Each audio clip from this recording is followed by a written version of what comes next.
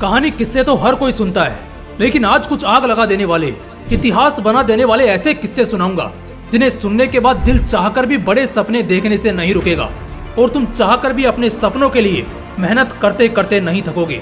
कामयाब होने के लिए दो चीजें चाहिए, जिद्दी दिल और पागल दिमाग। ये दोनों हो जाएगा इस वीडियो के आखिर तक, इसकी गारंटी मैं लेता हूँ। लेकिन इस वीडियो को आप पूरा देखोगे, इसकी गारंटी आप लो। तो चलो बिना एक भी सेकंड गंवाए कुछ महान जिद्दी लोगों से मिलते हैं। एक बंदा जिसकी जिंदगी किसी रोलर कोस्टर राइड से कम नहीं है।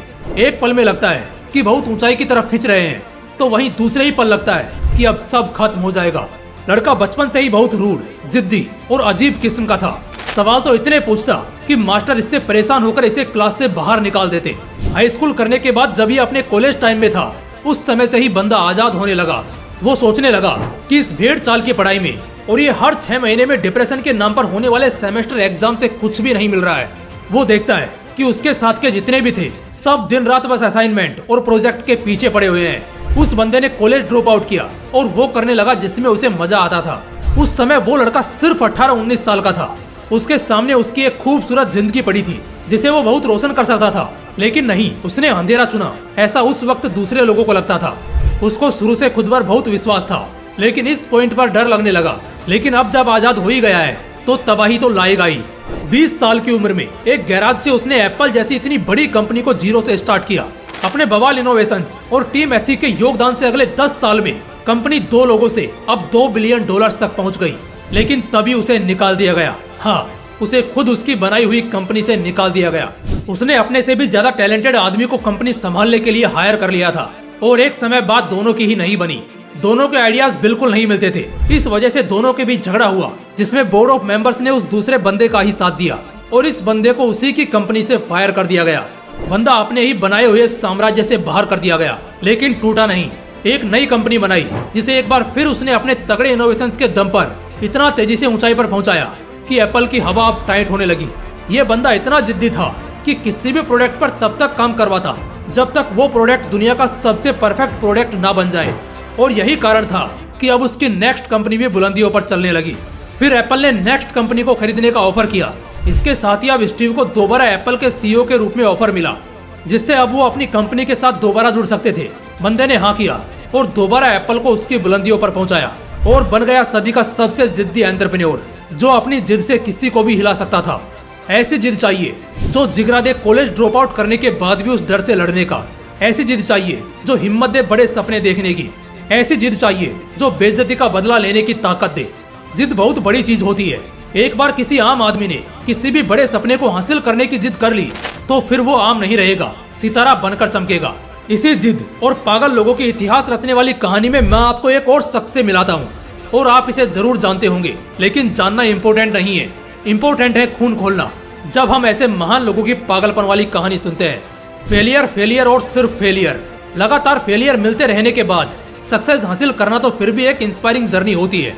और जितने भी लोग सक्सेसफुल होते हैं उनमें से मोस्ट ऑफ इसी फ्लो में जाते हैं, जबकि कुछ लोगों की किस्मत में चांदी होते हुए भी स्ट्रगल करना पड़ता है। अगली कहानी कुछ इसी तरह की है। जी हाँ, ऑनलाइन पब्लिकेशन में इतना बड़ा नाम कि जब वो सेल हुआ तो उसका वैल्यूएशन $315 मिलियन था। जी हाँ, एक लड़की शुरू से बहुत इंटेलिजेंट और क्रिएटिव, फैमिली की फाइनेंशियल सिचुएशन भी बहुत अच्छी थी। बहुत कम उम्र में कैम्ब्रिज यूनियन यूएस में तीसरी वुमेन प्रेसिडेंट बनी। जो पहली किताब उसने लिखी वो one of the best selling किताब रही। इसके अलावा कई आर्टिकल्स जिसे उसने लिखा सबको बहुत अच्छे रिव्यूज मिले। इसी बीच उसकी मैरिड लाइफ में प्रॉब्लम आ गई, जिसके बाद वो बहुत स्ट्रेस में रहने लगी, लेकिन लिखना उसने कभी नहीं छोड़ा और बस अपने इसी एक्स्ट्रा ऑर्डिनरी टैलेंट के दम पर उसने अपना ऑनलाइन पब्लिकेशन स्टार्ट किया। उससे पहले जब उसने अपनी सेकेंड बुक पब्लिश की तो उसे 3 दर्जन यानी 36 पब्लिशर्स ने रिजेक्ट कर दिया। ये मानना मुश्किल होता है कि जो पब्लिकेशन आज पूरी दुनिया में इतनी हाई वैल्यूएशन में है, एक समय में उसे भी इतनी रिजेक्शन मिली। देखो, कहना और सुनना आसान होता है कि 36 पब्लिशर्स ने रिजेक्ट किया। असल में अगर किसी को 1, 2 या 3 बार ही रिजेक्ट कर दिया जाए तो वो बंदा दोबारा कोशिश करना ही छोड़ देता है, अपने आप को अनलकी मानकर पीछे हट जाता है। उसने हफिंगटन पोस्ट नाम की कंपनी लॉन्च की और इसकी भी शुरुआत कुछ ठीक नहीं थी। जो भी आर्टिकल्स और राइटिंग्स यहाँ पब्लिश होती उसको बहुत ही नेगेटिव रिव्यूज मिलते, लेकिन एरियाना हफिंगटन ने कभी गिव अप नहीं किया और एक समय बाद उसे एक डाइवोर्स स्टेट वाली डिप्रेस्ड लड़की के शुरू किए हुए आउटलेट के साथ लाखों करोड़ों लोग जुड़े, उसके काम को पसंद किया और वेब हिस्ट्री का ये one of the most successful outlet रहा। जिसकी वैल्यूएशन मैं आपको कहानी के स्टार्ट में ही बता चुका हूँ, जो थी $315 मिलियन। ऐसी ही एक और कहानी सुनाता हूँ आपको। दुनिया को मिठास चखाने वाला एक ऐसा नाम जिसने दुनिया की सबसे बड़ी चॉकलेट प्रोडक्शन कंपनी बनाई, जो आज हर घर में मशहूर है और दुनिया का सबसे फेमस चॉकलेट ब्रांड है। लेकिन आज जितना क्रेज इस चॉकलेट ब्रांड का है और जितना स्वादिष्ट ये खाने में लगता है, क्या लगता है इसका सफर भी इतना आसान रहा होगा? बिल्कुल भी नहीं। एक बंदा जो बचपन से ही एक एवरेज स्टूडेंट रहा, जैसे तैसे अपनी पढ़ाई पूरी करके 30 साल की उम्र में वो बंदा एक कारोबार में हिस्सा लेता है। ये बिजनेस कैंडी बेचने का ही था। जब उसने पहली बार कैंडी बिजनेस स्टार्ट किया था, उस समय वो बुरी तरह पिटा, पूरा बैंकरप्ट हो गया, उसका दिवालिया निकल गया। ये शब्द है ना बैंकरप्ट, सुनने में जितना नॉर्मल लगता है, जब असल में होता है ना तो बड़े से बड़े महारथियों की भी फट जाती है, क्योंकि इसमें बदनामी, हौसला, पैसा, पूंजी सब एक साथ दम तोड़ते हैं। खैर, अगले 6 साल तक वो कड़ी मेहनत करता रहा, पैसा बचाता रहा, खुद को संभालता रहा और फिर पहुंचा न्यूयॉर्क, एक बार फिर बिजनेस की दुनिया में कदम रखने। न्यूयॉर्क में उसने अपना दूसरा और एक बार फिर कैंडी बिजनेस शुरू किया, लेकिन इस बार भी हाथ कुछ नहीं लगा। वो बंदा फेल हो गया। 2 बार बुरी तरह पिट चुका था, लेकिन वो हार मानने को कहाँ तैयार था। वो शांत रहा और अपना काम करता रहा। ठीक 10 साल बाद 1886 में उसने फिर कैंडी का बिजनेस शुरू किया। उसने लैंकेस्टर कार्मेल नाम की कंपनी खोली। यह उसका तीसरा ट्राई था। क्या लगता है इस बार उसे सफलता मिली होगी? हाँ, इस बार उसे कामयाबी हाथ लगी। इस बार अपनी पुरानी गलतियों से सीखकर और कुछ बहुत स्वादिष्ट बनाकर उसने खूब मुनाफा कमाया।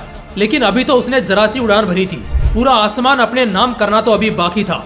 कहानी आगे बढ़ती है जब कुछ सालों बाद 1893 में शिकागो में वर्ल्ड कोलंबियन एग्जीबिशन हुआ, जहां पर इस बंदे ने चॉकलेट बनाने वाली पूरी प्रोसेस को देखा।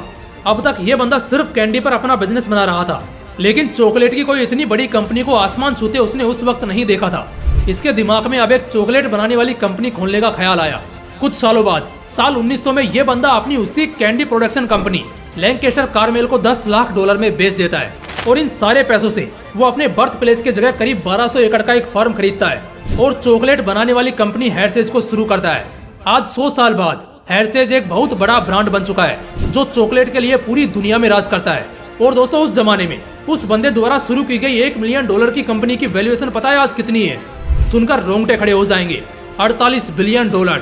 जिस बंदे से अभी मिलवाया, उस बंदे का नाम है मिल्टन हेर्शे, जो बार बार नाकामी की मार खाकर भी इतना ऊंचा पहुंच गया सिर्फ इस वजह से क्योंकि वो जिद्दी था। और जब वो 2 बार बुरी तरह बर्बाद हुआ तो उसकी जिद और बढ़ गई और आखिर में बंदे ने वो हासिल कर ही लिया, जो शायद उसकी किस्मत भी नहीं चाहती थी। अगली ऐसी ही एक और बवाल कहानी सुनाता हूँ। एक ऐसा नाम जो दशकों तक दुनिया का सबसे अमीर आदमी रहा, जो दुनिया का सबसे बड़ा बिजनेसमैन कहलाता था। इनफैक्ट वो दुनिया की सबसे बड़ी कंपनी का मालिक है। हाँ, मैं बात कर रहा हूँ कई सालों तक वर्ल्ड रिचेस्ट मैन के पोजीशन पर लगातार बरकरार रहने वाले बिल गेट्स की। सालों से बेशक ये दुनिया के सबसे रईस शख्स रहे और इन्होंने माइक्रोसॉफ्ट जैसी इतनी बड़ी कंपनी बनाई, लेकिन क्या लगता है इनको ये सक्सेस एक दम से मिली थी? तो ऐसा बिल्कुल नहीं था। बिल गेट्स ने अपनी पहली कंपनी को चकनाचूर होते देखा है। वो कई रातों तक सोए नहीं थे। उन्होंने शुरुआत की थी ट्रैफो डेटा नाम की कंपनी से, जो असल में ट्रैफिक टेप्स के डाटा को प्रोसेस और एनालाइज करके ट्रैफिक में हेल्प करेगी। उन्होंने अपने बिजनेस पार्टनर पाउल एलन के साथ इस आइडिया पर काम करना शुरू किया, लेकिन ये लोग बुरी तरह बर्बाद हो गए। अपने पहले ट्राई में इतनी बड़ी फेलियर मिलने के बाद आदमी दोबारा कोशिश करने का हौसला ही खो देता है। लेकिन बिल गेट्स इस हार से झुके नहीं, बल्कि बहुत कुछ सीखे और इसी की बदौलत कुछ सालों बाद उन्होंने माइक्रोसॉफ्ट जैसी इतनी बड़ी कंपनी खड़ी की और दुनिया के सबसे अमीर आदमी बने। ये सिलसिला थमेगा नहीं, इसी तरह चलता रहेगा। अगर नाकामियों से डरकर रुक जाओगे तो जिंदगी भर के लिए रोते रहोगे। लेकिन इस स्टेज में जहां हार पहले मिलती है, वहां अक्सर बड़ी जीत के चांसेस बहुत ज्यादा होते हैं। एक और कहानी सुनाता हूँ। एक बंदा जो आज 8000 करोड़ का मालिक है, लेकिन एक समय यही बंदा पूरी तरह बैंकरप्ट हो गया था। बेसबॉल का शौकीन एक शख्स जिसका नाम जॉर्ज स्टेनब्रेनर था, उसने 1960 में एक छोटी सी टीम खरीदी, क्लीवलैंड पाइपर्स नाम की। जॉर्ज ने अपने हिसाब से इस टीम को डायरेक्शन दिया और अंजाम ये हुआ कि इस टीम को खरीदने के महज 2 साल बाद, यानी साल 1962 में पूरी फ्रेंचाइजी बैंकरप्ट हो गई, यानी पूरी की पूरी कंगाल। इस इतनी बड़ी हार का इतना बुरा असर पड़ा कि कई सालों तक जॉर्ज में वो हिम्मत दोबारा नहीं जागी। कुछ सालों बाद साल 1970 में जॉर्ज ने दोबारा इस टीम को प्रैक्टिस कराया और इस बार भी लगातार स्ट्रगल करना पड़ा और कई बार करारी शिकस्त मिली। 1980 और 1990 के दौरान इस टीम ने बहुत सारी हार झेली। इस वजह से जॉर्ज को बहुत क्रिटिसिज्म मिला, लेकिन जॉर्ज ने हौसला नहीं खोया। उसने बहुत से कंट्रोवर्शियल डिसीजंस लिए, जिसके बेस पर उसने खतरनाक कमबैक किया और फिर जो हुआ वो इतिहास में हमेशा के लिए दर्ज हो गया। 1996 से 2003 तक उन्होंने 6 वर्ल्ड सीरीज अपने नाम की और ये एक रिकॉर्ड सेट हो गया बेसबॉल की हिस्ट्री में। यही टीम जो इतने सालों से लगातार हार झेल रही थी, कंगाल तक हुई, अब यही टीम बेसबॉल की सबसे प्रॉफिटेबल टीम बन गई और इसके ओनर की नेटवर्थ आज के समय 8,000 करोड़ से भी ज्यादा है। किसने कह दिया कि कामयाबी किस्मत और हाथों के लकीरों की मोहताज होती है? असल में दोस्त, कामयाबी तुम्हारे हिम्मत और मेहनत की मोहताज होती है। कामयाबी एक बार में बेशक मिल भी जाए और शायद ना भी मिले, लेकिन जब तक तुम हिम्मत नहीं हारते, एक ना एक दिन कामयाबी मिलती ही है। जितने भी लोगों के अभी हमने किस्से सुने, इन लोगों की कहानियों में जिद और पागलपन शामिल रहा है। पहली तो है जिद, एक ऐसी जिद जो बस इस बात की मंजूरी देती है कि साला जो सपना देखा है उसे हर हाल में हासिल करके रहूंगा। और दूसरा है वो खतरनाक पागलपन जिसकी मैं अक्सर बात करता हूँ। हाँ, वो पागलपन जो कभी हिम्मत नहीं हारने देता, जो कभी उम्मीद नहीं मरने देता। दोस्तों, इस वीडियो से बेशक बहुत से लोगों को बहुत कुछ सीखने को मिला होगा और मुझे पूरा यकीन है कि बहुत से लोग इसी तरह आगे कुछ ही सालों में बहुत कामयाब होते भी दिखेंगे। बस अपने अंदर की उस जिद को मरने मत देना, उस पागलपन को मिटने मत देना। किसी का बाप भी तुमको इतिहास में छपने से नहीं रोक सकेगा। दोस्तों, अगर वीडियो अच्छा लगा तो इसे अपने दोस्तों के साथ जरूर शेयर करना। फिर मिलते हैं नेक्स्ट वीडियो में एक बवाल मोटिवेशन के साथ। जय हिंद, जय श्री कृष्णा।